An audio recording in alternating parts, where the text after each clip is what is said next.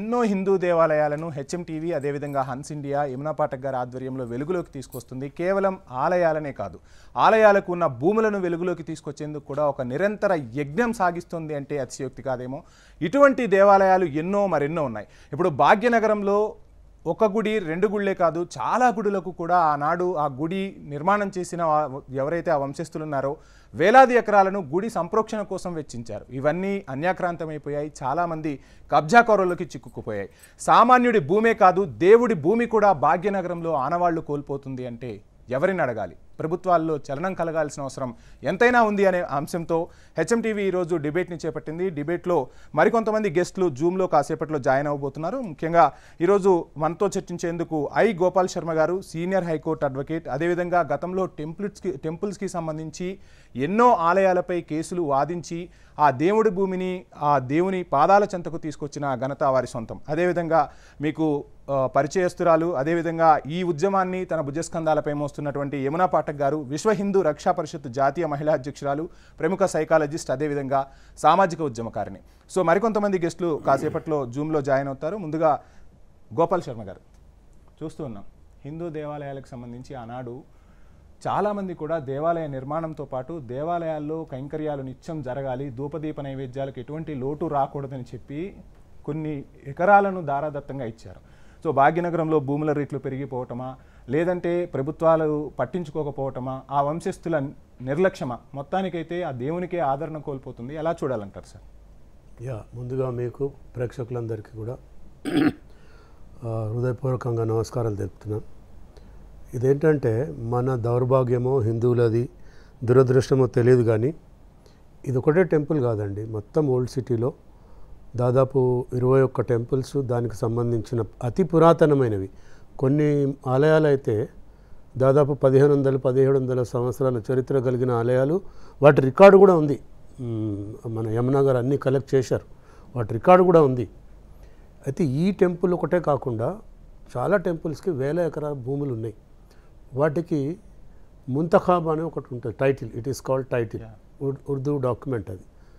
ఆ ముంతఖాబ్లో కూడా చాలా టెంపుల్స్ యొక్క మెన్షన్స్ కూడా ఉన్నాయి. ఈ టెంపుల్కి సంబంధించిన భూములు ఇన్ని అని ఆ ముంతఖాబ్లోనే రాసి ఉన్నాయి. Muntakhab is given by Nizam Nawab, last Nawab ఇచ్చి ఉన్నాడు. అయితే ఈ పర్టికులర్ టెంపుల్ ఏదైతుందో మనం ఇప్పుడు చర్చిస్తుంది మురళీ మనోహర్ స్వామి టెంపుల్, కిషన్ బాగ్. దీంట్లో ఏంటంటే 200 ఏళ్ల చరిత్ర ఉంది. దానికి సంబంధించిన రికార్డు కూడా ఉంది. ఆర్టీఐ యాక్ట్లో చాలా అప్లికేషన్స్ వేశారు వారు. అవన్నీ కూడా తీసుకుంటే ఇది మొదట్లో ఒక 1963 ఫిబ్రవరి 13th నాడు గెజెట్ పబ్లికేషన్ కూడా అయింది. ఇది అంటే గవర్నమెంట్లో గెజెట్ పబ్లికేషన్లో అయిందంటే ఎండోమెంట్ వాళ్ళకి ఇచ్చేశారు అప్పుడే.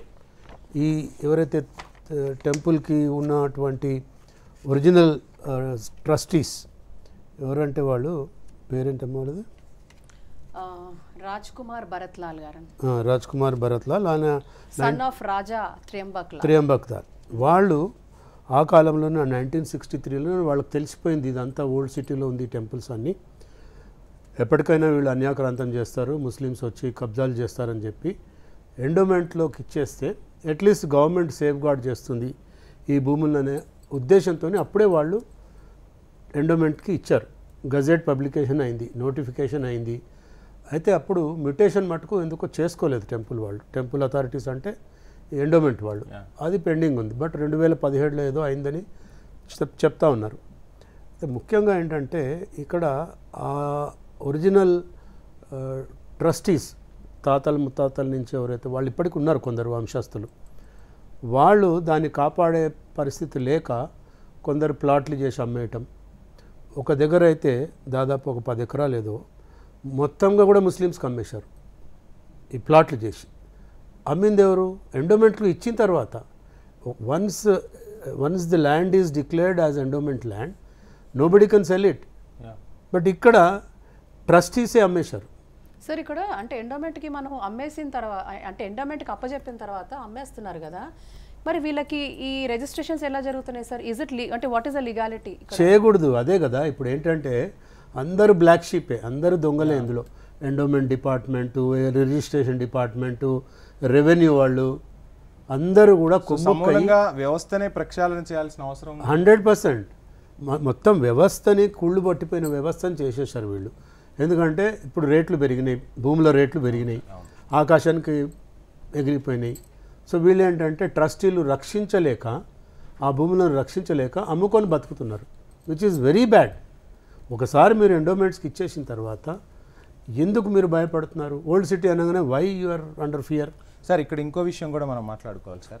ఏంటంటే ఇప్పుడు మనం ఓల్డ్ సిటీ అనగానే భాగ్యలక్ష్మి ఆలయమే నిన్న మొన్నటి వరకు వినపడేది. కానీ ఎప్పుడైతే హెచ్ఎం టీవీ అదేవిధంగా యమునా పాఠక్ గారి ఆధ్వర్యంలో జాగోరే జాగోతో ముందుకు వెళ్ళిందో, పాత బస్తీలోని ఇన్ని దేవాలయాలు ఉన్నాయన్న ఒక గొప్ప విషయాన్ని కూడా ప్రజల ముందుకు తీసుకొచ్చాము. ఆ ఉద్యమం ఇంకా కొనసాగుతోంది. ఇది ఒక అంశం అయితే, రెండో అంశం ఒకసారి మనం పరిశీలిస్తే సార్, మీరు అన్నారు నిజాం నవాబు టైంలోనే అని చెప్పారు. నిజాం నవాబు టైంలో కూడా చాలా గుడులకు ముంతకాపులు ఉన్నారు, ల్యాండ్స్ ఇచ్చారు, ఆ ల్యాండ్స్ని పరిరక్షించారు. అంతెందుకు సార్, భద్రాచలం టెంపుల్ని తీసుకుంటే ఆ రామదాసే ఆ రాముడి గుడి కట్టినప్పుడు అంత పర్మిషన్స్ అనేవి ఉన్నాయి. సో ఇక్కడ వ్యవస్థ అనేది, అంటే ఏదైతే ఎండోన్మెంట్ వ్యవస్థ ఉందో ప్రభుత్వ శాఖలు సమన్వయంగా పనిచేయకపోవడం వల్ల ఈరోజు భూములు కోల్పోయామనేది అయితే మనం మొదటి అంశంగా మాట్లాడుకోవాల్సి ఉంటుందంటే ఏం చెప్తారు? కరెక్ట్. అయితే 1 మినిట్లో చెప్తాను. ఇదేంటంటే 2012లో కొందరు ఇంట్రెస్టెడ్ ఉన్న వ్యక్తులు లోకాయుక్తకు పోయి కంప్లైంట్ ఇచ్చారు. లోకాయుక్త ఎంక్వైరీ చేయమని చెప్పి అన్నప్పుడు అప్పుడు ఈ ఎండోమెంట్ డిపార్ట్మెంట్ కదిలి వీటన్నిటి మీద జాయింట్ సర్వే ఒకటి చేశారు. జాయింట్ సర్వే అంటే endowment department, revenue and GHMC అందరు కలిసి జాయింట్ సర్వే చేస్తే ఎన్ని భూములు కబ్జా అయినాయో ఆర్టీఐ ద్వారా తెలిసింది మనకు. అవన్నీ కూడా యమునా పాఠక్ గారు తీసుకొచ్చారు. ఇవాళ చదివాను అవన్నీ కూడా. అసలు ఆ చదివితే కడుపు తరుక్కుపోతుంది. కొన్ని వేల కోట్ల రూపాయల భూములు వాళ్ళ కబంధ హస్తాల్లో చిక్కుకుపోయినాయి. మనము ఆ మధ్య అదేం టెంపుల్ అమ్మో మీరు, గోపాలకృష్ణ టెంపుల్లో కూడా మేడం వెళ్ళి అక్కడ 8 గంటలు హంగర్ స్ట్రైక్ చేస్తే అప్పుడు జిహెచ్ఎంసీ వాళ్ళు, పోలీసులు, ఎండోమెంట్ డిపార్ట్మెంట్ వచ్చి లేదండి అది ఇల్లీగల్ కబ్జాలో ఉంది, కరెక్టే, ఇది టెంపుల్ భూమే, వాడెవడో ముస్లిం గూండా వాడు ఇల్లీగల్గా కన్స్ట్రక్షన్ చేస్తూ ఉన్నాడు అక్కడ. వీళ్ళు పోయి ఆపాలి కదా, ఆపకుండా మేము వెరిఫై చేస్తాం అని వారం రోజులు కాలయాపన చేశారు. ఈ లోపల వాడు ఒక స్లాబ్ వేసేసి నిర్మాణాలు జరిగిపోతున్నాయి. తర్వాత సుప్రీంకోర్టు ఏం చెప్పిందంటే చాలా కేటగారికలీ ఒకవేళ ఏదైనా ప్రభుత్వ భూమిలో కానీ లేకపోతే ఎండోమెంట్ భూమిలో టెంపుల్ ల్యాండ్స్లో కానీ ఎవరైనా ఇల్లీగల్ కన్స్ట్రక్షన్స్ చేస్తే నోటీస్ ఇవ్వకుండా కూలగొట్టమని చెప్పింది. ఓకే, వాళ్ళు ఇచ్చి మొన్న వాళ్ళు నోటీస్ సర్వ్ చేశారు. అసలు నోటీస్ సర్వ్ చేసే అవసరం లేదని సుప్రీంకోర్టు చెప్తే వీళ్ళు పోయి నోటీస్ సర్వ్ చేశారు. అంటే దాని అర్థం ఏంటి? వీళ్ళు కుమ్ముక్కు అయిపోయి అరే నువ్వు కోర్టుకు వెళ్ళరా, హైకోర్టుకు వెళ్ళి స్టే తెచ్చుకో, సో మేము ఊరికే ఫార్మల్గా నోటీస్ ఇస్తాము అనే కదా. అంటే ఇక్కడ బ్లాక్ షీప్ ఎవరు? మన డిపార్ట్మెంట్సే. అక్కడ ముస్లిమ్స్ ఎవరు లేడు, కట్టేవాడు ముస్లిం అయినా సపోర్ట్ చేసేది వీళ్ళే కదా సార్. ఇక్కడే ఇంకొక అంశం కూడా మాట్లాడుకోవాలి సార్. అంటే ఊర్లో ఒక చిన్న దేవాలయం దగ్గర నుంచి మొదలు పెడితే తిరుమల తిరుపతి దేవస్థానం వరకు ఎండోన్మెంట్ పరిధిలో ఉంటున్నాయి. సో ఎక్కడ మిగతా మతాలకు లేని ఎండోన్మెంట్ని ఒక హిందూ మతానికి ఆపాదిస్తున్నారు అనేది చాలామంది చెప్తున్నమాట. సో ఇది ఎలా చూడాలి సార్? అంటే అసలు ఎందుకని ఎండోమెంట్ చట్టంలోకి వెళ్ళాయి, ప్రభుత్వాలు ఏం చేయలేవా? సరే ఓకే, ఎండోమెంట్కి వెళ్ళిన తర్వాత ఆ గుడుల పరిరక్షణ బాధ్యత ఈరోజు హెచ్ఎం టీవీ తీసుకోవాల్సిన అవసరం లేదు, యమునా పాఠక్ గారు తీసుకోవాల్సిన అవసరం లేదు. ఆ వ్యవస్థలు సరిగా పనిచేస్తే ఎక్కడొచ్చిందంటారు సార్ లోపం? అదే అలసత్వం. మొట్టమొదటి ఏంటంటే వాళ్ళకి అత్యాశ, ఈ భూములు అమ్ముకొని బతకచ్చు. రెండవది ఓల్డ్ సిటీలో ఉంది, మనకెందుకులే. ఇంకా ఎంత విచిత్రమైన వాదన చేస్తారంటే ఈ డిపార్ట్మెంట్ వాళ్ళు, అరే అది ఓల్డ్ సిటీలో ఉందండి, హిందూ ముస్లిం గొడవలు అవుతాయి. What nonsense you're talking? Hindu Muslim గొడవలు ఎందుకైతే? మా భూమి మేము రక్షించుకుంటాము, మా ల్యాండ్స్ మేము పూజలు చేసుకుంటాము, నిత్య పూజ లేదు, ధూపదీప నైవేద్యాలు లేవు, ప్రభుత్వాలు పట్టించుకోవు, ఎండోమెంట్ డిపార్ట్మెంట్ పట్టించుకోదు. మరి ఎవరు చేయాలా? Why only HM TV? Why only Yamuna Pathak? Why only people like us? మేము ఎప్పుడన్నా వస్తాం, బట్ పాపం ఆవిడే మొదటి నుంచి 2 ఏళ్ళ నుంచి పోరాటం చేస్తుంది, మీరు మొదటి నుంచి వాళ్ళకి సపోర్ట్ చేస్తున్నారు. గవర్నమెంట్ ఏం చేస్తుంది ఇప్పుడు? వేరే మీరు చిన్న ఎగ్జాంపుల్ చెప్తా. వక్ఫ్ యాక్ట్ అనగానే 240 మంది ఎంపీలు పోయి సపోర్ట్ చేశారు. కేవలం 15 మంది ముస్లిం ఎంపీలు, మిగతా 230 మంది హిందూ ఎంపీలే కదా సపోర్ట్ చేసింది. బుద్ధి ఉందా వీళ్ళకేమైనా? సిగ్గుందా? మరి ఈ టెంపుల్స్ అన్నీ కూడా రక్షించాలి కదా. గొప్ప గొప్ప మాటలు మాట్లాడతారు కదా వీళ్ళు. Right sir. సార్ ఇక్కడ మీరు మాట్లాడిన